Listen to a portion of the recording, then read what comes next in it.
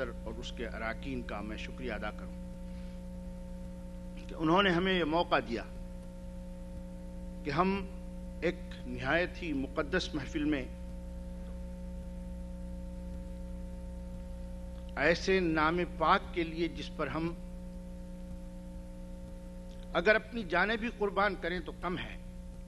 ہمیں یہاں جمع کیا اور مل بیٹھنے کا موقع دیا، سننے کا موقع دیا۔ اللہ رب العزت سے دعا ہے پروردگار ایسی محفلوں کو بار بار منعقد کرنے کی ہمیں توفیق عطا فرما، اس میں شرکت کرنے والوں کو پروردگار ہر قدم پر ان کی مدد فرما، اور جو لوگ اس کے منتظمین ہیں پروردگار ان کے لیے آسانیاں فراہم فرما، مشکلات کو ان کے دور فرما، مالی اقتصادی اور ہر میدان میں ان کو سہولتیں عطا فرما، اور ساتھ ساتھ میرے پروردگار عالم جو اس محفل کے مخالفین ہیں ان کو توفیق عطا فرما۔ آمین۔ میرے دوستو، دینی بہنوں اور بھائیوں، مجھے جو موضوع دیا گیا انگلش میں آپ نے سنا، لیکن میں اس کو جو سمجھ سکا وہ یہ ہے کہ سنت مطہرہ میں ادب کا مقام۔ حمد و ثنا کے بعد میں آپ کی خدمت میں عرض کرتا ہوں کہ عنوان میں سنت اور ادب ایسے الفاظ ہیں جن کی تعریف کا تعین کرنا اور سمجھنا سنت میں ادب کا مقام معلوم کرنے سے پہلے ضروری ہے۔ ویسے ایک جملہ معترضہ کے طور پر میرے پیش رو مقرر اور فاضل اسکالر ڈاکٹر بہاؤالدین بہا نے آپ کے سامنے میں نے جو کچھ بھی سنا اس میں میرا خیال ہے کہ میں نے جو کچھ لکھا ہے اس میں سے بہت سے پوائنٹس، بہت سے نکات پر انہوں نے روشنی ڈالی ہے۔ مجھے ایسا لگ رہا ہے کہ میں آپ کا وقت ضائع کر رہا ہوں، لیکن بہرحال جب سامنے آیا ہوں تو ہو سکتا ہے کچھ نئی باتیں آپ کی خدمت میں پیش کروں یا زبان بدل کر پیش کروں۔ تو سنت کا ادب کا مقام سنت میں معلوم کرنے سے پہلے آئیے ہم یہ معلوم کریں کہ سنت کی تعریف کیا ہے۔ علماء کا کہنا ہے، ان کے الفاظ سن لیں، ما صدر عن الرسول صلی اللہ تعالی علیہ وآلہ وصحبہ وسلم من قول او فعل او تقریر، یعنی سنت وہ ہے جو حضور صلی اللہ علیہ وسلم نے فرمایا یا آپ نے عمل کیا یا آپ کی موجودگی میں کسی نے کوئی عمل کیا اور آپ نے خاموشی اختیار فرمائی ہو، نہ انکار کیا نہ اس کی ہمت افزائی کی۔ علماء کرام کا کہنا ہے کہ حضور اکرم صلی اللہ علیہ وسلم کی خاموشی حجت ہے، دلیل ہے کہ آپ غلط کام پر خاموشی اختیار نہیں کر سکتے۔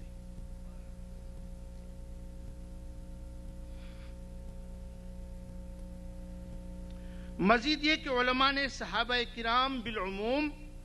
اور خلفائے راشدین بالخصوص کے اقوال و اعمال کو بھی سنت میں شمار کیا ہے، اس لیے کہ حضور صلی اللہ علیہ وسلم نے فرمایا، میرے صحابہ ستاروں کی مانند ہیں، تم ان میں سے جس کی بھی اقتداء اور پیروی کرو ہدایت پا جاؤ گے، اور فرمایا تم میری سنت پر اور میرے بعد خلفائے راشدین کی سنت پر ضرور عمل پیرا رہنا۔ اس سے معلوم ہوا کہ عوام الناس کا یہ خیال درست نہیں ہے کہ حضور اکرم صلی اللہ علیہ وسلم کے صرف قول و عمل ہی کا نام سنت ہے۔ جہاں تک مثالوں کا سوال ہے تو بے شمار مثالیں دی جا سکتی ہیں، لیکن یہ موقع تفصیلات میں جانے کا نہیں ہے، اس لیے معافی کا خواستگار ہوں۔ سنت کی تعریف معلوم کر لینے کے بعد اب آئیے ادب کیا چیز ہے معلوم کریں، لیکن یہ معلوم کرنے سے پہلے میں ایک اور بات آپ کی خدمت میں پیش کرنا چاہتا ہوں، وہ یہ ہے کہ سنت کو دو معنی میں استعمال کیا گیا ہے۔ ایک سنت وہ ہے جس کی تعریف آپ نے بھی سنی اور وہ حدیث کے معنی میں ہے، حدیث کو سنت کہتے ہیں، سنت کو حدیث بولتے ہیں، لیکن ایک معنی اس کے حکم کے ہیں کہ ہمارے اعمال کے احکام ہیں، فرض، واجب، سنت اور مکروہ، مکروہ کے بعد حرام، یہ احکام ہیں، ان میں سنت کا درجہ حکم کا درجہ ہے، یہاں مراد حدیث نہیں ہے۔ میرے دوستوں، بزرگوں، میری دینی بہنوں اور ماؤں، سنت کی تعریف معلوم کر لینے کے بعد اب آئیے ادب کیا چیز ہے معلوم کریں۔ ماہرین لغت نے لکھا ہے کہ الادب ریاضۃ النفس بالتعلیم والتہذیب علی ما ينبغی، یعنی نفس کو تعلیم و تہذیب کا جیسے چاہیے ویسے ہی خوگر و عادی بنانے کا نام ادب ہے۔ مگر یہاں پر غور طلب بات یہ ہے کہ زبان میں دو تین الفاظ ایسے ہیں جو ایک دوسرے کے مترادف مستعمل ہوتے ہیں، یعنی ایک دوسرے کے بجائے بولے اور استعمال کیے جاتے ہیں۔ میرا خیال ہے اس نقطے کو میرے پیشرو مقرر فاضل مقرر ڈاکٹر بہاؤالدین نے اپنی تقریر میں بیان کیا ہے۔ جیسے مثال کے طور پر احترام کا لفظ ہے جو ادب کے ساتھ ادبی کے معنی میں مستعمل ہے، اور ادب و احترام یہ تعبیر زبان زد عام و خاص ہے۔ اسی طرح اخلاق کا لفظ ہے جو ادب کے معنی میں اور ادب اخلاق کے معنی میں مستعمل ہے، لیکن شاید ان تینوں الفاظ کے مفہوم کا تعین ان کے مفہوم مخالف یعنی ضد سے زیادہ آسانی کے ساتھ کیا جا سکتا ہے۔ چنانچہ غور فرمائیے، ادب کرنے والے کو مؤدب یا با ادب کہتے ہیں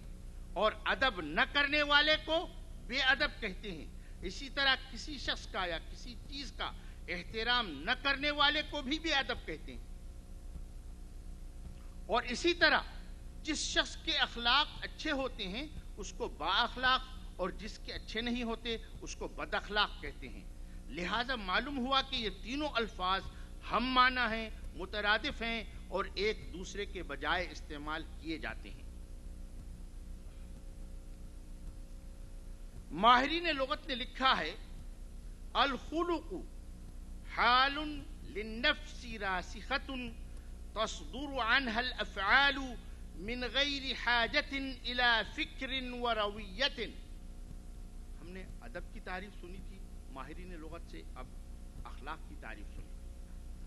یعنی اخلاق نفس کی اس پختہ حالت کا نام ہے جس میں اعمال بغیر سوچے سمجھے خود بخود صادر ہو جاتے ہیں۔